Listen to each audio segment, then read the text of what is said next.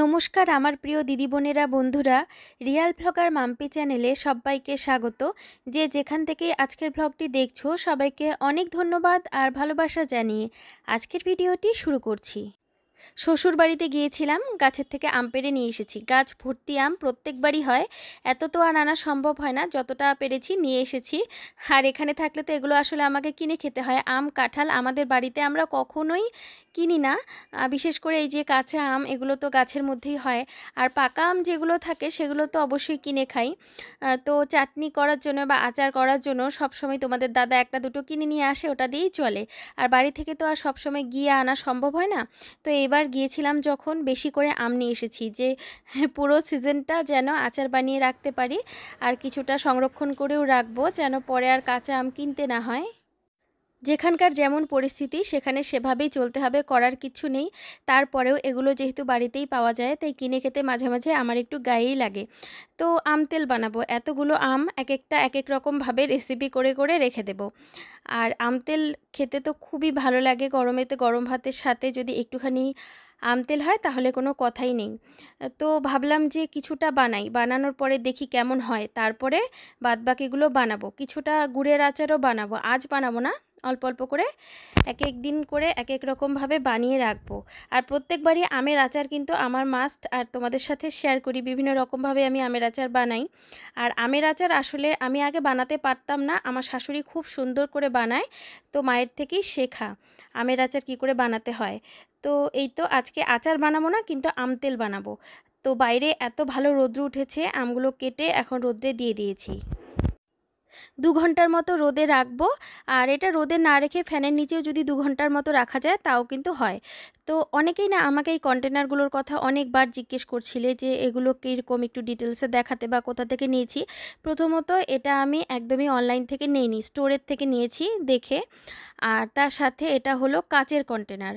আর ওপরের এই যে অংশটা দেখো একটুখানি স্টিলের মতো কোডিং করা আছে, তো যার জন্য কন্টেনারগুলো না সহজে ভাঙবে না, অনেক দিন এটাকে চাইলে ইউজ করা যাবে।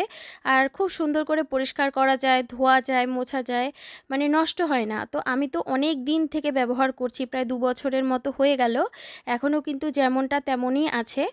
আর এগুলোর মধ্যে যেহেতু গায়ে নাম লেখা থাকে কোনটা কি জিনিস রাখলাম, এতে আমার মনে হয় অনেক সুবিধে হয় কিচেনের জন্য, বা লবণ, চিনি, তারপরে চা পাতার জন্য, সব কিছুর জন্যই আলাদা আলাদা কন্টেনার পাওয়া যায়। তো এগুলো অনলাইনেও হয়তো পাওয়া গেলেও যেতে পারে, কারণ অনেকে লিংক বলেছো দিতে। জানি না অনলাইনেরটা কেমন হবে, কিন্তু আমি তো স্টোর থেকে নিয়েছি। শপিং মলগুলোতে এগুলো কিন্তু অ্যাভেলেবেল, তোমরা চাইলে সেখানে দেখতে পারো। ওই যে বললাম শ্বশুরবাড়িতে গিয়েছিলাম, ভীষণ একটা আর্জেন্ট কাজে যেতে হয়েছিল। আয়ুষ্মানের এক্সাম চলছে, এর মাঝখানেই ছুটি পেয়েছিলাম, চলে গিয়েছি। কিছু করার থাকে না, না মাঝে মাঝে সব কিছু সামলে যেতে হয়। তো ঘরে তো যেমন পরিস্থিতি ছিল সেভাবেই রেখে গিয়েছিলাম, আসার পরে দেখলাম গাছগুলোর অবস্থা একটুখানি খারাপ। তো এই তো গাছটাকে, মানি প্ল্যান্ট গাছটাকে ভালো করে ধুয়ে নিয়েছি। এটার থেকে অনেকটা এরকম ডগা বেরিয়েছে, ডগাগুলো কেটে কেটে আবার আলাদা করে রাখবো। তো আমি না একটা ছোট্ট মানি প্ল্যান্ট গাছ নিয়ে এসেছিলাম, যদি প্রথম থেকে আমার ব্লগগুলো তোমরা দেখে থাকো তাহলে বুঝবে।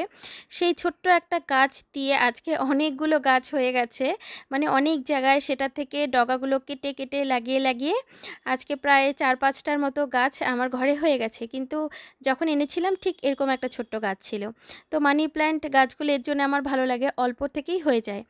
আর এটা দেখো কদম ফুল, কার কার তোমাদের ভালো লাগে জানিও, আমার তো ভীষণ ভালো লাগে। তোমাদের দাদা এটা আমার জন্য নিয়ে এসেছিল, বলছিল যে যেই রাস্তা দিয়ে ও ফিরছিল গাছের মধ্যে অনেকগুলো কদম ফুল ছিল, তো ওখান থেকে ও ছিঁড়ে এনেছে। আর আমি আসলে ভীষণ পছন্দ করি কদম ফুল, আমাদের বাড়িতেও কদম গাছ আছে। তো আমার জন্যই নিয়ে এসেছে। আমার আবার এই ছেলে মানুষগুলো আছে। আসলে বাইরে থাকি তো চিরপরিচিত কোনো জিনিস দেখলেই ভীষণ বাড়িকে মিস করি, আর খুব ভালো লাগে, একটু আবেগী হয়ে পড়ি। তো আমটা অনেকক্ষণ আমি রোদে রেখে দিয়েছিলাম, তার মাঝখানে স্নান ধান করে খাওয়া দাওয়া শেষ করেছি। আজকে এত বেশি রোদ উঠেছে যে ঘুমানোর মতো কোনো পরিস্থিতি নেই। তার সাথে সাথে বিকেলবেলা একটুখানি বেরোবো, তো যার জন্যে ভাবলাম সময়টা নষ্ট না করে কাজকর্মগুলো সেরে ফেলি। এখানে দেখো 5 ফোড়ন 1 চামচ দিয়েছি, তার সাথে দিয়েছি গোটা ধনে। তো এটাকে ভালো করে আমি ড্রাই রোস্ট করে নিয়েছি। আর যতক্ষণ না খুব সুন্দর স্মেল বেরিয়েছে ততক্ষণ কিন্তু ড্রাই রোস্ট করেছি, এখন মিক্সিতে ঠান্ডা করে গুঁড়ো করে নিচ্ছি। আম তেল বানানো খুবই সহজ। আমি জানি তোমরা সবাই জানো কিভাবে বানাতে হয়। তারপরেও আমি কিভাবে বানাই সেটাই তোমাদের সাথে শেয়ার করছি। ১ কাপ পরিমাণ সর্ষের তেল নিয়ে নিয়েছি। তেলটাকে খুব ভালো করে গরম করব। তার মধ্যে কিছুটা চেরা কাঁচা লঙ্কা দিয়ে দিলাম। কাঁচা লঙ্কাটা দিলে তেলের মধ্যে একটা ঝালঝাল ফ্লেভার আসে, খেতে কিন্তু ভালো লাগে। আর আমটা দেখো এই তেলের মধ্যে দিয়ে দিলাম। এই যে আম তেল বানানোর প্রসেসটা, এটা তেলের মধ্যে না দিলেও হয় আমটা, আবার দিলেও হয়। আমি দিচ্ছি কারণ হলো যদি একটুও জল থেকে থাকে সেই জলটা টেনে নেবে, আর তাহলে আচারটা বানানোর পরে নষ্ট হবে না। যদি ঠিক পরিমাণে সূর্যের আলো বা রোদ না পায় তাহলে কিন্তু আচারটা নষ্ট হয়ে যাওয়ার সম্ভাবনা থাকে। তো এখানে যে মশলাটা বানিয়েছি সেটা দিয়ে দিয়েছি। 2 মিনিটে খুব ভালো করে নাড়াচাড়া করে নেব আর গ্যাসের ফ্লেমটা হাই রাখবো। এর বেশি নাড়াচাড়া করতে হবে না, কারণ এর বেশি করলে আমটা সেদ্ধ হয়ে যাবে, অতটা আমতেলটা খেতে ভালো লাগবে না। আর আমতেলের ব্যাপারটা যেটা হলো, রোদে রাখার পরে যেটা ধীরে ধীরে একটা খুব সুন্দর আচারের একটা ফ্লেভার থাকে, আমের সাথে যেই তেলের যে একটা মিশ্রণ, সেটার টেস্টটাই আলাদা হয়। যার জন্য আম তেলের ক্ষেত্রে রোদে দেওয়াটাই ভালো। অনেকের কোনো সুযোগ থাকে না রোদে দেওয়ার, সেক্ষেত্রে এভাবে বানিয়ে নিতে পারে। যদিও আমি এটা প্রত্যেক দিন রোদে রাখবো। তো দেখো 2 মিনিট পরিমাণ আমি রেখেছিলাম, এর বেশি রাখবো না। তো এখন আম তেলটা কিন্তু হয়ে গেছে। এটাকে খুব ভালোভাবে আগে ঠান্ডা করে নেব, তারপরে আমি জারে ভরবো। আমাদের মেয়েদের দায়িত্বের কোনো শেষ নেই, একটার পর একটা ভূমিকা পালন করতে হয়, কখনো মা হিসেবে, কখনো স্ত্রী হিসেবে, বৌমা হিসেবে, মেয়ে হিসেবে। কিন্তু আমার কথা যদি বলি, মেয়ে হিসেবে খুব একটা দায়িত্ব আমি কখনোই পালন করতে পারি না। আসলে যখন আমার প্রয়োজন হয় বাড়িতে আমার বাবা মায়ের, তখন আমার তেমন একটা যাওয়া হয়ে ওঠে না আমার সংসারের চাপে। কিন্তু বাদবাকি যেই সম্পর্কগুলো আছে সেটা আমার যতই চাপ থাক আমাকে করতেই হবে বা যেতেই হবে।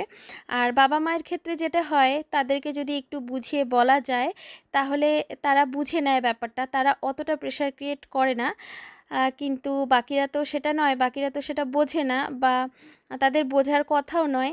তো সেই জায়গাগুলোতে আসলে নিজেকে 100% দিতে হয় সব সময়। তো যাই হোক, এখানে পাস্তা বানাচ্ছি। পাস্তা বানাবো, টমেটো পাস্তা। এইভাবে পাস্তা বানালে না খেতে খুব ভালো লাগে। এক এক দিন এক এক রকমভাবে আসলে বানিয়ে দেওয়াটাই ভালো। রোজ সবজি বেশি করে দিয়ে বানালে আবার বাচ্চারা খেতে চায় না।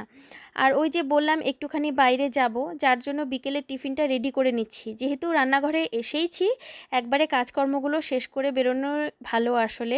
এতটা গরম পড়েছে, আবার রান্নাঘরে আসব। তো এই তো, এখানে দেখো দিয়ে দিয়েছিলাম পেঁয়াজ আর ক্যাপসিকাম। এটাকে একটু ভাজা ভাজা করে তার মধ্যে এই যে টমেটোটা যে পেস্ট করে নিয়েছি সেটা দিয়েছি। এখন tomato sauce, chilli sauce, soya sauce, chilli flakes দিলাম ঝালের জন্য। আর টমেটোটা তো দেখলেই যখন পেস্ট করেছি তার আগে ভেজে নিয়েছি যেন কাঁচা গন্ধটা না থাকে। তো স্বাদ মতো লবণ দিয়ে খুব ভালোভাবে এখন নাড়াচাড়া করলেই পাস্তাটা রেডি হয়ে যাবে। সবার জন্য দায়িত্ব পালন করতে করতে নিজের যে একটা সময় দরকার, একটা ছোট্ট হলেও কেরিয়ার আছে, সেই কেরিয়ারটাকে সুন্দরভাবে গুছিয়ে তুলব। কি হবে না হবে জানি না, কিন্তু চেষ্টাটা যে করব সেটাই পেরে উঠি না। এত কাজকর্ম সারার পরে নিজের জন্য সময় আর কোথায় পাবো? এই তো 24 ঘন্টা সময়, সেটা তো পুরোপুরি এটা ওটা করতে করতে লেগে যায়। মাঝে মাঝে এত অসহায় মনে হয় নিজেকে, কিচ্ছু করার উপায় থাকে না। তারপরেও চেষ্টা করি, চেষ্টা চালিয়ে যাই, দেখি কতটা কি করতে পারি। কেমন আছে খেতে?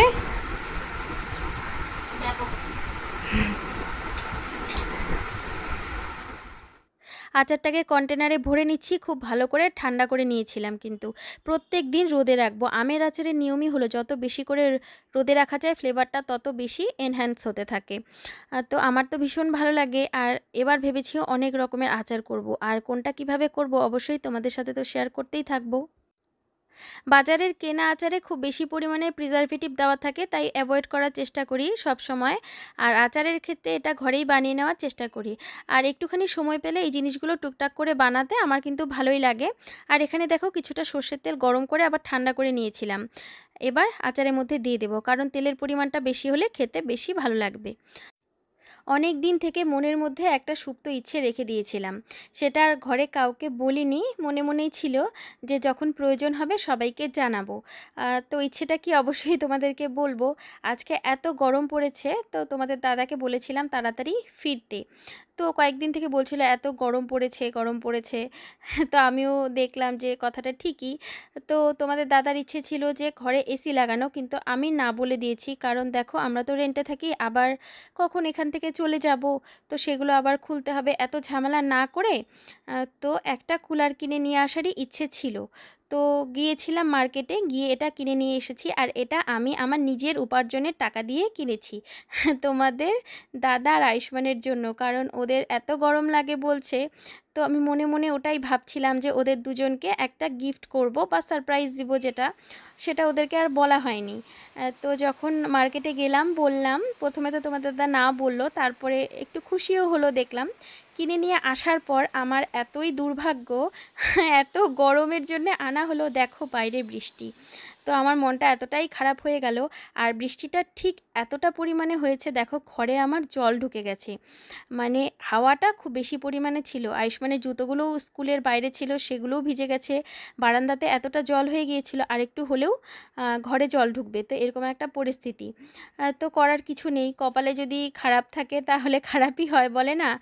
এত আশা করে ওদের জন্য একটা গিফট কিনে নিয়ে এলাম, কিন্তু সেটা যে একটু মজা করে সবাই উপভোগ করব, সেটা আর আমার হয়নি।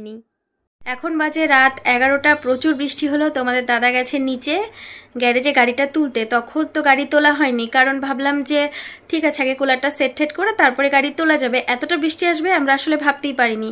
তো অনেকক্ষণ শুয়েছিলাম, বৃষ্টি কিছুতেই কমছে না, তো এখন নিচে গেছে, এলে তারপরে খাওয়া দাওয়া হবে, খেয়ে শুয়ে পড়বো। আর কি করব, ভাবলাম একটা হয়ে গেল আরেকটা।